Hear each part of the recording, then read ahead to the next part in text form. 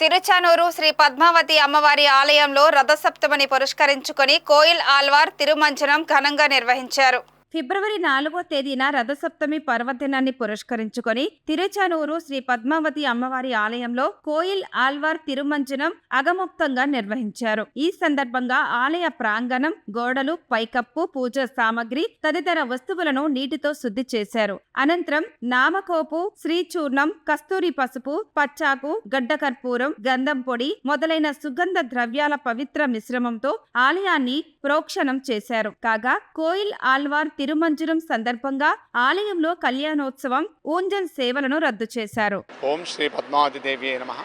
శ్రీ పద్మావతి తాయల వారికి రథసప్తమి సందర్భంగా అమ్మవారికి కోయిల్ ఆల్వార్ తిరుమంజనం నిర్వర్తించడము మనకు వస్తున్నది, ఆనవాయితీగా వస్తుంది విధమే. మనము ప్రతి సంవత్సరము రథసప్తమి మరియు వసంతోత్సవము, పవిత్రోత్సవము, బ్రహ్మోత్సవము 4 మార్లు ఈ యొక్క కోయిల్ ఆల్వార్ తిరుమంజనం ఆనవాయితీగా వస్తుంది. కోయిల్ ఆల్వార్ తిరుమంజనం ముఖ్య ఉద్దేశం ఏమనగా ఆలయ శుద్ధి కార్యక్రమాన్ని మనకు ఎటువంటి క్రిమికీటకాలు చేరకుండా పసుపు, చందనము మొదలైనటువంటి లేపనము తయారు చేసి మొత్తం గోడలకంతా పూసి తర్వాత శుద్ధి కార్యక్రమం నిర్వర్తిస్తారు. కావున ఎటువంటి క్రిమికీటకాలు లేకుండా ఈ యొక్క కోయిల్ ఆల్వార్ తిరుమంజనం నిర్వహించబడును.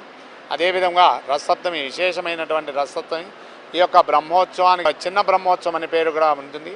అమ్మవారికి ముఖ్యముగా తిరుచానూరు గ్రామంలో సప్తాశ్వర సమారూఢం ప్రచండం కశ్యపాత్మజాం శ్వేతపద్మధరం దేవం తం సూర్యం ప్రణమామ్యహం. సాక్షాత్ మనకు కనిపించేటువంటి సూర్యభగవాను యొక్క ఆలయం ఉన్నది. ఆ ఆలయంలో మొట్టమొదట సూర్యభగవానుకి అశ్వారూఢుడై రథం ఊరేగించిన తర్వాత అమ్మవారు 7 వాహనములలో త్రివేద విధానంలో ఊరేగింపు జరుగును.